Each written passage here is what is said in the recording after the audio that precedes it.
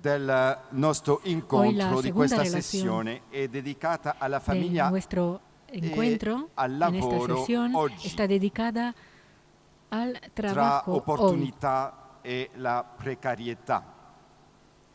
Abbiamo il entre la grande oportunidad y la privilegio precariedad. di avere con noi Tenemos el il gran professor privilegio Pedro de Morand tener de aquí Court, entre nosotros al che profesor accogliamo Pedro Morand de Court. non solo perché è un privilegio, ma perché è venuto da Santiago de Chile. Al que damos la bienvenida. Además también ha venido desde Santiago de Chile. Chile. Allora, Pedro Morand de Court è nato a Santiago de Chile in agosto del 1948. Ha nacido en Santiago de Chile la en el sociologia 48. Ha nella estudiado Pontificia Università Cattolica de Chile en la Universidad Pontificia Católica de Chile. Ha fatto un Chile dottorato in sociologia nell'Università y di se ha doctorado Erlangen-Nürnberg en sociología in Alemania en la Federale Universidad de nel Erlangen en Alemania. 1979. È professore titolare di sociologia 1979. nella Pontificia Es Università profesor titular Cattolica de di sociología Chile e en attualmente la Pontificia decano Universidad della Facoltà Católica di de Chile Scienze y actualmente Sociali es decano de la Facultad de 1995 Ciencias fino Sociales. ai nostri giorni. Chi ha avuto la fortuna di visitare l'Università Cattolica di Santiago e di Yo he tenido la suerte de visitar la Universidad Católica en Santiago y he encontrado allí al profesor Morand de Court, nella famiglia cristiana. que conoce el dinamismo de la investigación de la familia cristiana. La Universidad Católica tiene 25.000 estudiantes. Y tenemos con nosotros el decano de la Facultad de Ciencias Sociales. Es también miembro de la Pontificia Academia de las Ciencias Sociales y consultor en el Pontificio Consejo para la Familia. Tra le pubblicazioni possiamo citare Cultura y Modernización en América Latina nell'83, Iglesia y Cultura en América Latina Cultura y Modernidad, 89, Iglesia y Cultura, Persona, Matrimonio e Famiglia, opera molto conosciuta che ha pubblicato nel 1994, una obra muy Famiglia conocida, e Società, publicada 99, en el 94, e Familia y Latina, Sociedad Identità en el 99, e Futuro, y América Latina, Identidad y Futuro, una obra publicada en el 2007. Caro professore Pedro Morand de Court, a lei la parola. Querido profesor Morand de Court, le cedo la palabra.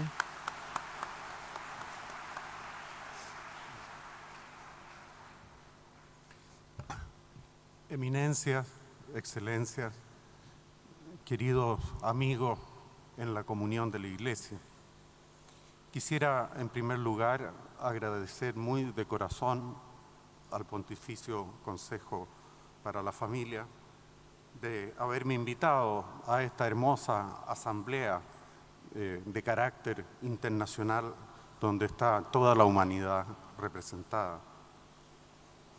El beato Juan Pablo II escribió en Centésimos Annus, cito: la primera estructura fundamental a favor de la ecología humana es la familia, en cuyo seno el hombre recibe las primeras nociones sobre la verdad y el bien, aprende qué quiere decir amar y ser amado, y por consiguiente, qué quiere decir en concreto ser una persona. Se entiende aquí la familia fundada en el matrimonio, en el que el don recíproco de sí, por parte del hombre y de la mujer, crea un ambiente de vida en el cual el niño puede nacer y desarrollar sus potencialidades, hacerse consciente de su dignidad y prepararse a afrontar su destino único e irrepetible. En esta frase se sintetiza de una manera verdaderamente excepcional qué significa el trabajo para la familia. Por una parte, ciertamente, procurar el sustento material de la vida, sin el cual no puede haber desarrollo humano. Pero más fundamental todavía es educar a los hijos en la verdad y el bien. Amarlos de modo que puedan descubrir la dignidad con que han sido llamados por el Creador a la existencia. Educarlos a la conquista de su libertad interior para enfrentar humanamente su destino único e irrepetible.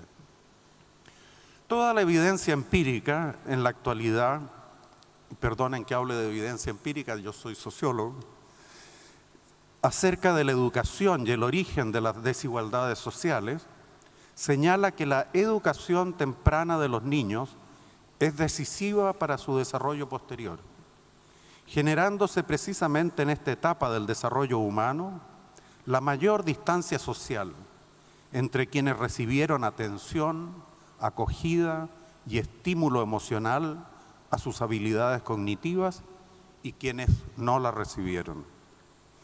La escuela no es capaz de corregir con posterioridad lo que los padres y la familia no hicieron en su momento. Por ello, la relación entre la familia y trabajo no es extrínseca, sino intrínseca. No es una carga que la sociedad impone sobre las personas y la familia, sino es más bien el resultado de la dignidad co-creadora que quiso dar a los seres humanos el designio divino sobre la creación. El magisterio social de la Iglesia nos ha enseñado que toda la actividad humana pertenece al ámbito del trabajo. No solo la que es remunerada por la sociedad, sino también aquella que se ofrece gratuitamente como un don a otras personas y a la comunidad a que pertenecemos. Todas las personas siempre trabajan más de lo que reciben como retribución monetaria. Si esto vale para todos los ámbitos de la vida social, ¿con cuánta mayor razón se aplica a la familia, la que gratuitamente nos enseña muchos aspectos esenciales de la vida, como por ejemplo a controlar nuestro cuerpo, sus movimientos, su ritmo? Nos enseña también el siempre complejo idioma materno, con las distinciones y sutilezas entre la facticidad del acontecer de la actividad humana y las hipótesis relativas a su posibilidad pasada y futura. En familia aprendemos también la moralidad de los actos humanos y a asumir la responsabilidad sobre la dignidad de nuestra conducta, tanto en relación con nosotros mismos como en relación al prójimo. En ella aprendemos a compartir también el aprecio a la sabiduría, a los bienes espirituales que hemos recibido como dones de quienes nos han precedido en la existencia, y muy especialmente el don de la fe. Por todo ello, nos ha enseñado el magisterio social de la Iglesia que el trabajo no solo tiene una dimensión objetiva, en cuanto produce bienes transables e intercambiables que van construyendo el tejido social, tanto a nivel local como regional y mundial, sino también una dimensión subjetiva, intransitiva, que construye nuestra propia persona y que estimula el crecimiento de la libertad para ofrecerse a otros con respeto y dignidad. El trabajo pertenece al dinamismo de la libertad y de la creatividad humana, por medio de las cuales transformamos el mundo para dar satisfacción a las necesidades de las personas. Sin esta satisfacción no podría haber una convivencia pacífica y justa entre los pueblos. Pero esta satisfacción de necesidades no se logra solo por medio de la adquisición de bienes de consumo transables. Ciertamente, para la gran mayoría de las personas, el trabajo remunerado es la principal fuente de sus ingresos para sostenerse a sí mismo y a su familia. Sin embargo, el trabajo excede su retribución económica por el amor con que se hace, por la libertad que arriesga, por la innovación y creatividad que propone. El trabajo es la respuesta objetiva que los seres humanos dan al don de la vida y a todos los demás dones que reciben de sus antepasados, de sus progenitores, de sus familias, de sus maestros. Es un elemento esencial de la reciprocidad de los vínculos sociales, a partir de los cuales se produce una convivencia pacífica entre las personas, se genera confianza, deseos de cooperación y ayuda recíproca. En una palabra, el trabajo ayuda a las personas a descubrir su vida como vocación, como aquella exhortación que reciben de los otros a desarrollar sus talentos, sus virtudes, la plenitud de su libertad. Estas consideraciones preliminares son muy importantes al momento de considerar las novedades que presenta el trabajo en nuestra época. Quisiera mencionar en primer lugar que vivimos en una sociedad que algunos cientistas sociales denominan post-industrial. Ello significa que el dinamismo creador de la economía y de la sociedad en su conjunto se ha ido transfiriendo desde la producción en gran escala que las personas y las máquinas realizaban en las industrias, al conocimiento, a la innovación tecnológica, a las comunicaciones, al sector de los servicios. Cito Centésimos Annus: si en otros tiempos el factor decisivo de la producción era la tierra y luego lo fue el capital, entendido como conjunto masivo de maquinaria y de bienes instrumentales, hoy día el factor decisivo es cada vez más el hombre mismo, es decir, su capacidad de conocimiento, que se pone de manifiesto mediante el saber científico, y su capacidad de organización solidaria, así como la de intuir y satisfacer las necesidades de los demás. Esta transformación ha cambiado muy hondamente las relaciones de trabajo y su relación con la familia. Aunque la expresión no es completamente satisfactoria, la familia se ha vuelto un factor esencial en la formación de capital humano. Ya mencionamos la importancia de la educación temprana, pero a ella se agrega el deseo de saber, de progresar, de servir a los demás y a la sociedad en su conjunto. Las fuentes del conocimiento y de la información está cada vez más a disposición de las personas, pero el deseo de adquirir ese saber, de hacer lo propio, de emprender desde él un trabajo creativo al servicio del bien común, depende de la libertad de cada uno y de la perseverancia con que se practique la autoformación continua. Es decir, requiere del entendimiento de la vida humana como vocación, y ello solo puede percibirse en la comunión con otras personas, siendo la familia la mayor y más frecuente experiencia de comunión que experimentan las personas. Estos cambios sociales representan, como sugerentemente dice el título de esta contribución, nuevas oportunidades para la familia y la sociedad, pero también nuevos riesgos que dejan en evidencia su precariedad. Pero antes de hacer un balance de ellos, quisiera completar la enumeración de los hechos nuevos necesarios de considerar. Así, el segundo factor social determinante de nuestra época ha sido el acceso de la mujer al mercado del trabajo remunerado, lo que ha sido posible en el contexto antes descrito por su acceso previo a la educación, incluida la educación superior. Me parece que esta ha sido la revolución social más importante del siglo XX.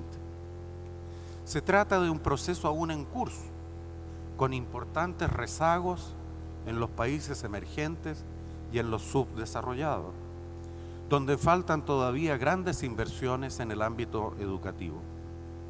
Con todo, parece ser un proceso irreversible que ha cambiado sustancialmente las relaciones de trabajo y también el rostro de los espacios públicos de la sociedad.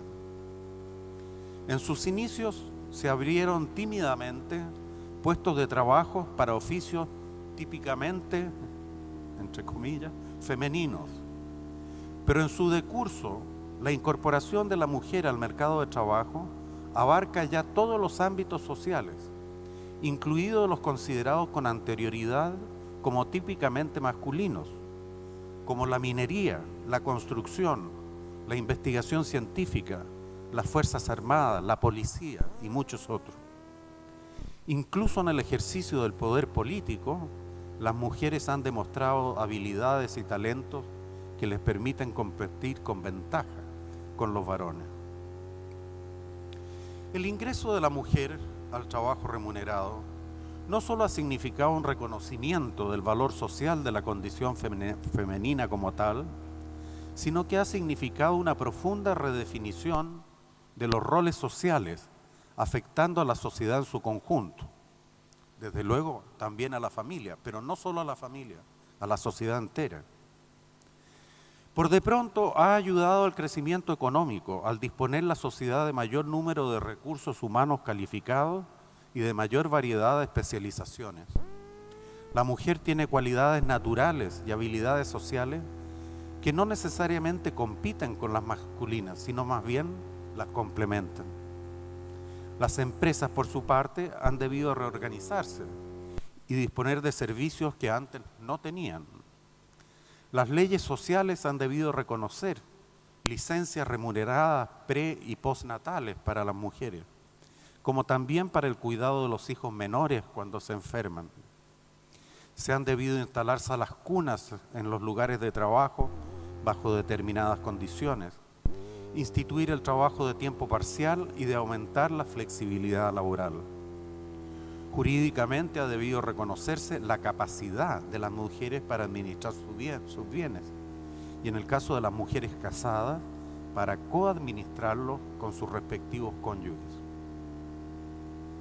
Para la familia, un segundo ingreso ha significado el fortalecimiento de su poder de compra y de su capacidad de endeudamiento, lo que no siempre ha significado mayor consumo, como muchas veces se dice, sino también ahorro e inversión. La situación a este respecto es muy distinta en las diferentes regiones del mundo, conforme al grado de desarrollo social de los países. Pero en general puede afirmarse que ha ayudado a la progresiva desaparición del proletariado y al incremento de los grupos medios con expectativas de movilidad social ascendente. Las familias comienzan a gastar menos en alimentación y más en equipamiento del hogar, especialmente de alta tecnología, como también en automóviles, en las vacaciones, en viajes y el uso del tiempo libre. Por otra parte, sin embargo, las mujeres han debido asumir, a lo menos en un periodo de transición que aún no termina, el doble trabajo de su profesión y de las tareas domésticas. La redefinición de roles al interior de la familia no ha sido fácil.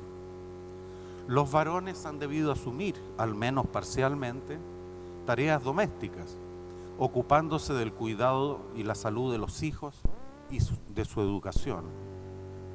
Acostumbrados a ser los únicos sostenedores del hogar, han debido acomodarse a la idea de que sus cónyuges pueden tener ingresos superiores a los suyos o cargos de responsabilidad y de liderazgo de mayor jerarquía, lo que ha dañado a veces su autoestima.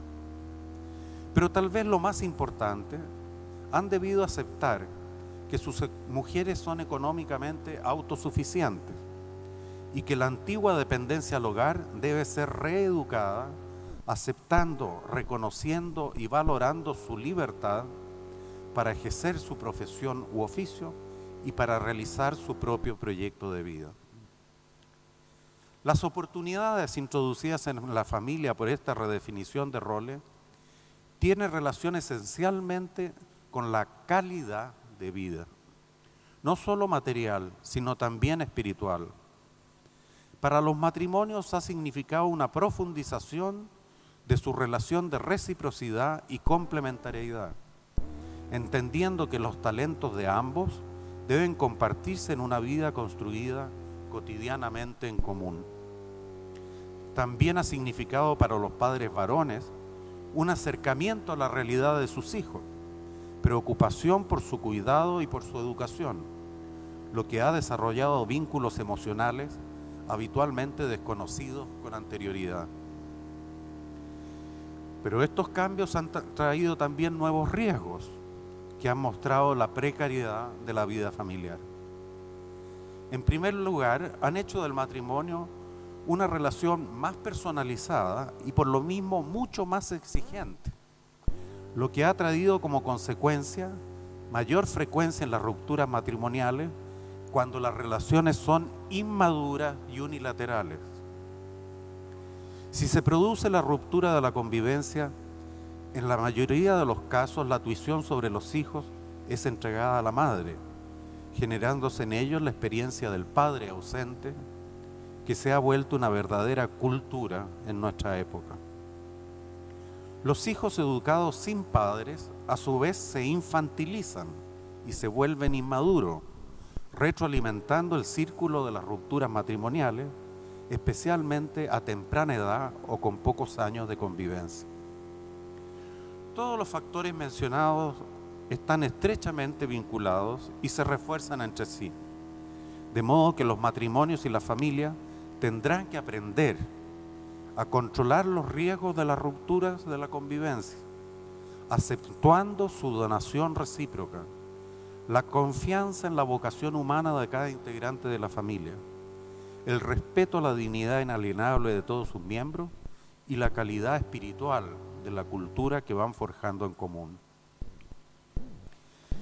También los cientistas sociales han observado otros riesgos vinculados a la más alta educación de la mujer y a su incorporación al mercado laboral, como son, por ejemplo, la postergación de la edad de contraer matrimonio hasta después de terminados los estudios, la postergación del nacimiento del primer hijo hasta que la nueva pareja se sienta segura de su relación, la formación de familias pequeñas y el distanciamiento entre los nacimientos cuando hay más de un hijo. En el extremo, ello puede significar que la mujer vea la natalidad como un problema antes que como una bendición de Dios, que dona la vida al matrimonio y la pone a su cuidado para su crecimiento y educación. Pero tal vez el riesgo más importante para el matrimonio y la familia, desde mi modesta opinión, es que los métodos anticonceptivos actualmente en uso, tanto los preventivos como los así llamados de emergencia, dejan la decisión de la concepción unilateralmente en manos de la mujer si ella así lo decide, pudiendo esta situación generar desconfianza entre los cónyuges que desconocen los procedimientos efectivamente usados por sus mujeres. Esto no se aplica solamente al caso de querer impedir el embarazo, sino también cuando se lo desea. Es el caso, por ejemplo, de las madres adolescentes, en el que la investigación empírica más reciente ha demostrado que estas madres deseaban tener sus hijos para consolidar su situación de vida al interior de la familia de origen, sin importar mayormente quién era el padre, el que habitualmente suele ser un varón maduro de bastante más edad que el adolescente. Finalmente, en el caso del continente latinoamericano, se debe reconocer la alta proporción de hijos nacidos fuera del matrimonio. Aunque no se conocen aún todos los factores en juego, esto se implica en parte por la tradición histórica de una sociedad nacida originalmente del mestizaje, en parte por el decrecimiento de los matrimonios y por el incremento del divorcio entre aquellos ya celebrados. El convivir consensualmente de varones y mujeres sin contraer matrimonio se está volviendo una práctica habitual, especialmente entre los jóvenes. Y la sociedad ha dejado de mirar esta conducta con reparos, sino más bien la ha legitimado. Como se puede apreciar, los riesgos introducidos por esta nueva posición de la mujer en la sociedad pueden ser bastante graves y de ocurrencia frecuente si se compara con otras épocas pasadas. Pero esta precariedad mostrada por la vida conyugal y familiar no debe oscurecer las enormes oportunidades abiertas para las familias, tanto en el goce de un mayor estándar de vida, de una educación más esmerada y de un trabajo más creativo y productivo que acrecienta la interdependencia social, la reciprocidad y la colaboración conjunta al bien común. Para que estas oportunidades se fortalezcan es indispensable crear una cultura del trabajo atenta a las nuevas características de la era postindustrial. La semántica, a veces dominante, es heredada todavía de la condición del trabajador manual de la época de la industrialización y de la introducción de la máquina, que destaca la fatiga del trabajo y la poca remuneración obtenida a cambio. Se asociaba preferente también esta cultura al trabajador masculino. Pero estas condiciones han cambiado completamente en la actualidad. Así como el beato Juan Pablo II renovó profundamente la teología del matrimonio y la familia, al interpretar la imagen y semejanza de Dios por parte del ser humano a partir de la complementariedad del varón y de la mujer y del don recíproco de su humanidad, habría que extender este mismo principio teológico antropológico al ámbito de la cultura del trabajo, puesto que la participación conjunta del varón y de la mujer en la formación del capital humano avanzado, en el diseño y prestación de servicios a las personas y a sus necesidades, en la construcción de la imagen de las organizaciones y de su buen clima laboral, resulta actualmente indisociable. Algunas empresas ya han comenzado a interiorizar estas nuevas condiciones y se esfuerzan por crear condiciones laborales para la mujer que compatibilicen su doble rol de trabajadora y madre al cuidado de sus hijos. Pero falta mucho por hacer todavía, especialmente para que las sociedades prioricen la solución de los nuevos problemas prácticos que genera la incorporación de la mujer al mercado remunerado. La posibilidad del trabajo a distancia, favorecido por la comunicación electrónica, genera condiciones tecnológicas suficientes para resolver alguna de estas situaciones. Sin embargo, ello exige de parte de los trabajadores, varones y mujeres, una administración más racional del tiempo que se distribuye entre el trabajo y el hogar, como ahora también el tiempo dedicado a la educación continua y la constante actualización que exige la velocidad de la innovación tecnológica. Aunque existe una formación básica del capital humano que se extiende para toda la vida, el conocimiento necesita un constante perfeccionamiento y actualización, lo que exige a su vez tiempo dedicado a esta tarea.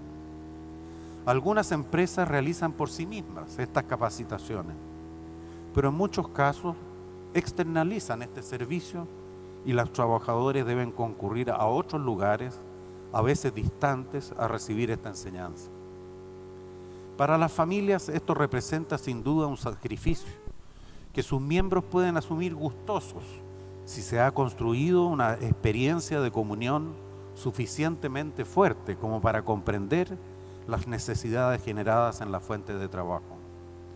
Cuando esta experiencia falta, los miembros de la familia suelen generar resentimientos y recriminaciones mutuas que trizan la convivencia, poniéndola en riesgo de destrucción.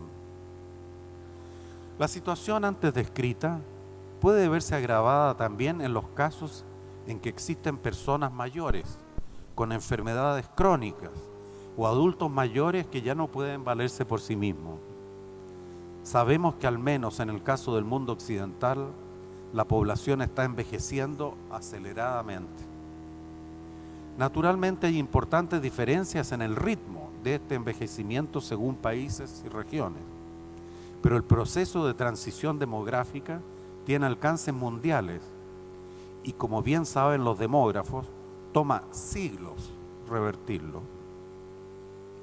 Tradicionalmente han sido las mujeres las que asumen los cuidados paliativos sobre los ancianos, sea que se encuentren en su propio hogar o en hogares especializados dedicados a su cuidado. Pero sea de modo directo o indirecto, estos cuidados paliativos terminan afectando a la familia completa por los recursos involucrados, el tiempo de dedicación y el afecto y respeto debido a las personas que padecen esta situación. El crecimiento de la esperanza de vida al nacer, tanto en varones como mujeres, aunque en el caso de estas últimas alcance aún más años, plantea también un nuevo desafío social en cuanto a la mantención de las fuentes de trabajo para los adultos mayores. Hemos visto en los últimos años discusiones en casi todos los países respecto a la edad del pensionamiento y la tensión entre el alto desempleo juvenil y el deseo de permanecer más años en el trabajo de las personas con buen estado de salud. Algunos de estos adultos viven solos y el abandono del trabajo no solo disminuye sustancialmente sus ingresos, sino que deteriora su autoestima y se perciben en situación de abandono. Por otra parte, no todas las familias están en condiciones de hacerse cargo de sus adultos, en una edad en que se encarecen los gastos médicos y suben las primas de los seguros de salud. Falta aún mucha imaginación social para generar empleos adecuados a las personas en retiro, que tengan en cuenta su experiencia y también sus condiciones particulares de administración del tiempo y de resistencia a la fatiga. Con todo, será sin duda uno de los problemas sociales más agudos de nuestro siglo, cuando el efecto de la transición demográfica se complete. En varios países se ha buscado como solución el turismo de los adultos mayores, pero son muchos los que no pueden darse ese lujo y necesitan mantener una fuente de ingreso por medio de su trabajo. Si el trabajo realizado ha sido además creativo e innovador, con un alto componente de vida intelectual, y si se ha experimentado como una vocación, resulta indispensable que la sociedad haga un esfuerzo por mantener la vida laboral en el contexto de la actual esperanza de vida, la que sobrepasa con mucho la actual edad de retiro heredada de las condiciones del pasado. Después de haber analizado algunos problemas sociales específicos que crean desafíos particulares a la sociedad y a la familia, quisiera hacer un balance más global sobre las oportunidades y precariedades que nuestra época presenta a la familia y el trabajo. Durante el siglo XIX, el trabajo fue considerado esencialmente como fuerza de trabajo, concepto que implicaba que todos los seres humanos son relativamente equivalentes en el plano laboral. Con la introducción de la cadena de montaje, aunque se exigió una mayor especialización y nuevas destrezas, la dirección del proceso de trabajo no quedaba en manos del trabajador, sino que era conducido por el ritmo de la máquina. Esto ha cambiado completamente en la era postindustrial, en que la cadena de montaje se ha robotizado completamente y se pide ahora a los trabajadores interactuar con máquinas inteligentes y desarrollar habilidades multipropósitos que no se limitan al horizonte cognitivo, sino que incluyen también las habilidades sociales, como la capacidad de trabajar en equipos interdisciplinarios, tener iniciativa y liderazgo, colaborar en la creación de un buen clima laboral, pensar en la satisfacción de las necesidades de los clientes, gestionar bases de datos y generar información. La mirada sobre el trabajo no se limita en consecuencia a lo que sucede al interior de la fábrica, sino que exige levantar la mirada hacia la marcha del conjunto de la sociedad, hacia sus requerimientos y necesidades. En pocas palabras, se pide disponibilidad constante hacia los clientes y consumidores, competencia, eficiencia y cortesía, o amabilidad en la prestación de los servicios que se solicitan. Por ello se suele decir en la actualidad que el capital humano requerido incluye también capital social, como capacidad de trabajar en amplias redes de colaboración, y capital cultural como capacidad de constante actualización del conocimiento y de desarrollo de más refinadas habilidades personales que incluyen una más aguda percepción, un mejor dominio del lenguaje, sea del propio como también de lenguas extranjeras, una mayor tolerancia a la frustración, cuando no se alcanzan los resultados esperados y una mayor perseverancia para recomenzar el camino. Por decir así, el trabajo se ha hecho cada vez más social. Si antes se enfocaba hacia la apropiación y dominio de la naturaleza, la exigencia actual al ser humano es la agregación de valor a los productos del trabajo y a los servicios, sea por la oportunidad o por la calidad de las relaciones sociales que hace posible. Esto explica en buena medida por qué el trabajo ha desaparecido en cierto sentido del vocabulario y de la semántica contemporánea, con la excepción de cuando sobreviene la desocupación y el desempleo. El trabajo coincide ahora con la actividad humana misma, cualquiera que ella sea, si es capaz de agregar valor a las relaciones sociales.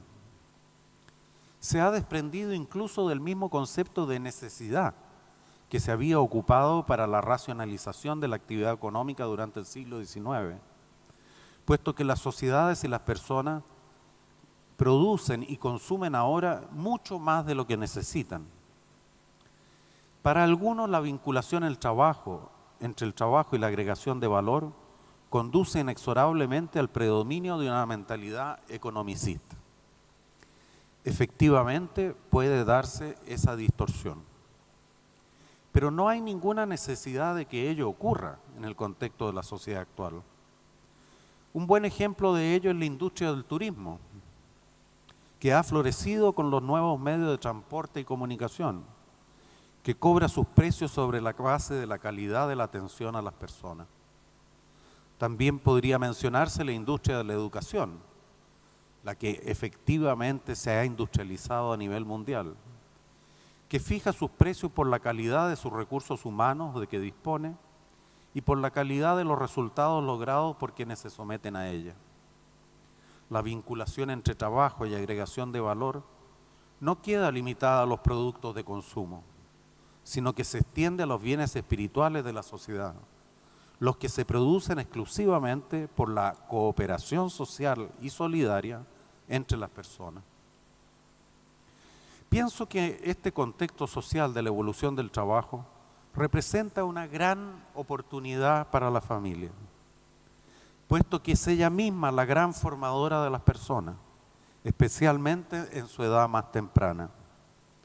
La escuela, la universidad y los medios de comunicación podrán ofrecer después conocimiento e información, pero la actitud hacia el conocimiento y la información, la curiosidad intelectual, el dejarse provocar intelectual y emocionalmente por la realidad, la conmoción frente a todo lo que existe, particularmente frente a los seres humanos, son virtudes que se alimentan de la libertad interior, que no es ni será nunca un producto de la industria, sino que surge de la experiencia de comunión vivida con otros y que comienza ciertamente en el seno de la familia.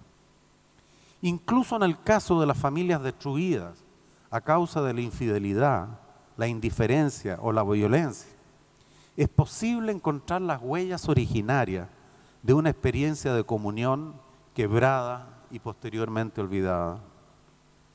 La formación de la personalidad y del carácter está íntimamente vinculada a la conciencia del hecho de que solo podemos venir a la existencia en virtud de que tuvimos progenitores, y ellos, los suyos, en un largo y delgado hilo ontogenético que nos remite hasta el misterioso origen de la vida humana, hasta el Creador.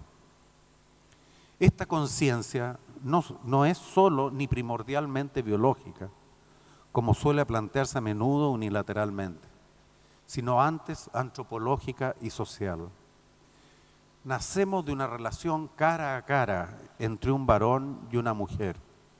Nacemos de su comunión y tomamos conciencia de ella habitando en el lenguaje que nos han dado, que se sostiene a su vez en esa misteriosa convivencia de los hablantes de una lengua. Que el trabajo se identifique en la actualidad con toda la actividad y comunicación humana, simultáneamente material y espiritual, mundana y trascendente, si ella crea la expectativa de una agregación de valor, me parece un gran logro histórico evolutivo de la realidad social, en el que la familia tiene un lugar muy destacado. Surge entonces la pregunta, ¿por qué teniendo condiciones sociales tan favorables aparece la familia como una institución disminuida y en algunos contextos sociales, como el europeo, como una institución al borde de la extinción? Una situación como esta requiere ciertamente múltiples explicaciones. Quisiera avanzar algunas de ellas.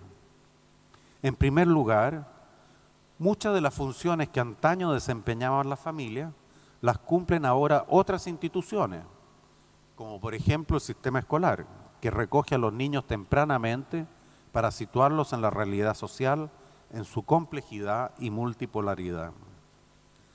Y yo he llevado múltiples casos a que los padres de familia depositen literalmente a sus hijos en el sistema escolar para que hagan de ellos lo que en el hogar no lograron o no quisieron realizar. En segundo lugar, la comunión de personas en el seno de la familia no se considera una experiencia espontánea y connatural, sino que han entrado en competencia las redes sociales y la comunicación virtual, que hace que cada miembro de la familia, especialmente los más jóvenes, tengan sus propias redes de comunicación que los validan y legitiman ante la sociedad. Se da el caso de familias que cohabitan en el mismo hogar y sin embargo cada miembro construye su red de comunicación con independencia de los restantes miembros de la familia.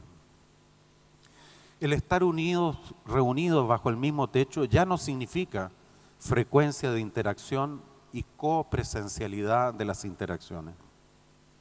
En tercer lugar, las nuevas exigencias de individuación y personalización hacen que la familia deba desarrollar un entorno cultural complejo y rico en virtudes y bienes culturales que difícilmente logra realizar.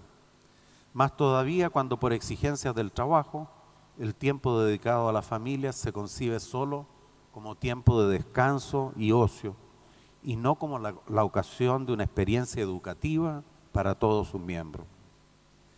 Cuando ello ocurre, es fácil reducir la convivencia familiar a la expresión de afectos recíprocos, perdiendo de vista el horizonte más extenso de la vocación humana a ser persona y a satisfacer todas las exigencias de bien, verdad y belleza que anidan en el corazón humano. La relación entre familia y trabajo en la actualidad requiere, por todo lo dicho, un nuevo horizonte cultural. Ya no se trata solamente de obtener los ingresos necesarios para la sobrevivencia y el desarrollo, sea a través del tradicional padre providente o ahora de los varios ingresos aportados por los miembros de la familia, especialmente de las mujeres que trabajan. Tampoco es suficiente la relación emocional de apego y reconocimiento de pertenencia a un tejido social construido cotidianamente por la relación cara a cara de los distintos miembros de la familia. Más insuficiente es todavía la estrechez demográfica producida por la reducción de las familias y la reducción resultante de los vínculos de parentesco. Así como la Iglesia definió a las familias en el Concilio Vaticano II como iglesias domésticas, para indicar que en ellas se daba la profundidad del sentido de la comunión eclesial, desde el punto de vista social falta definir a la familia como el lugar de la vida y del trabajo, de la formación del capital humano integral que las personas ofrecen a la sociedad para alcanzar la convivencia pacífica y el bien común de todas las personas. Falta que la familia aprecie, como señala Benedicto XVI, que la caridad en la verdad de la que Jesucristo se ha hecho testigo con su vida terrenal y sobre todo con su muerte y resurrección, es la principal fuerza impulsora del auténtico desarrollo de cada persona y de toda la humanidad. Como nos ha recordado profundamente el cardenal esta mañana, el amor Cáritas es una fuerza extraordinaria que mueve a las personas a comprometerse con valentía y generosidad en el campo de la justicia y de la paz. Sin embargo, a esta exhortación sale al encuentro la inmensa desigualdad social entre las familias que se ha puesto más en evidencia en el contexto de una sociedad organizada por la agregación de valor. Cuando se trataba de satisfacer las necesidades elementales de las personas en el ámbito de la alimentación, la vivienda y el vestuario, las diferencias sociales tenían una medida muy específica y acotada.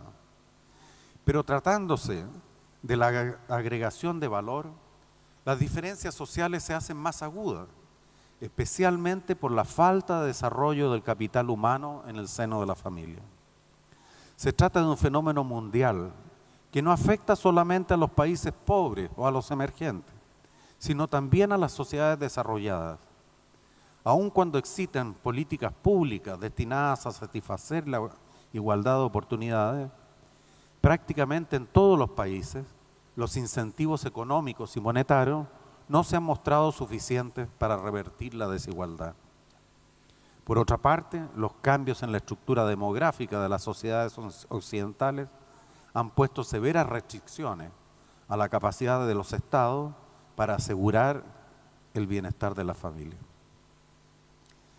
Ciertamente, las nuevas tecnologías de la comunicación ayudan a poner a disposición de muchas personas el conocimiento y la información relevante para su desarrollo. Pero el problema en la sociedad actual no es la escasez de la información, sino que el exceso de ella, lo que requiere procedimientos y criterios de selección que solo pueden darse en una persona educada con capacidad de discernir lo que necesita y puede favorecer el desarrollo de sus talentos y de su vocación. Estamos en presencia de una verdadera emergencia educativa, como la denominó el Papa, y ella solo podrá resolverse con una renovada solidaridad intergeneracional entre las personas, que donen su sabiduría y experiencia a los más jóvenes para ayudarlos a la conquista de su libertad interior y al descubrimiento de su vida como una vocación. Si este ha sido siempre el principal desafío del trabajo en el seno de la familia, el contexto social de hoy le da una dramaticidad y una urgencia mucho más acentuada. La caridad en la verdad es el criterio hermenéutico que el Magisterio Pontificio nos ofrece hoy para renovar la comunión en el seno de la familia y para orientar el trabajo humano al desarrollo integral de las personas. Muchas gracias.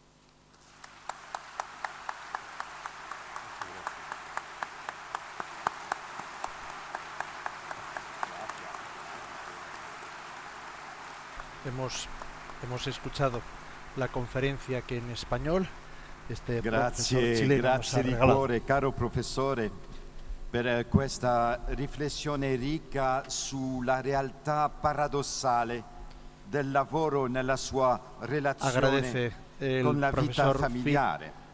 Spesso non si riesce bene a pensare questa duplice dimensione dell'esistenza umana, lavoro e famiglia, senza separarle in modo tale da renderle totalmente eterogenee. Non esiste questo pericolo nel suo pensiero. Ha dato fin dall'inizio un principio ermeneutico fondamentale. La cito, mi permetta. Permítamelo. La relazione tra famiglia e lavoro non è estrinseca, bensì intrinseca. Non è un peso che la società impone sulle persone e sulle famiglie, ma è il risultato della dignità co-creatrice che il disegno divino sul creato ha voluto dare agli esseri umani. Grazie anche del modo con cui lei, professore, ha contemplato la dimensione di dono inscritta nel lavoro. La dimensione del dono inscritta nel trabajo. Perché questo passaggio è estremamente originale e forse farà data. La cito: il lavoro è la risposta oggettiva che gli esseri umani danno al dono della vita e a tutti gli altri doni che ricevono dei loro antenati, dei loro genitori, delle loro famiglie, dei loro maestri. Padres, famiglia, maestros.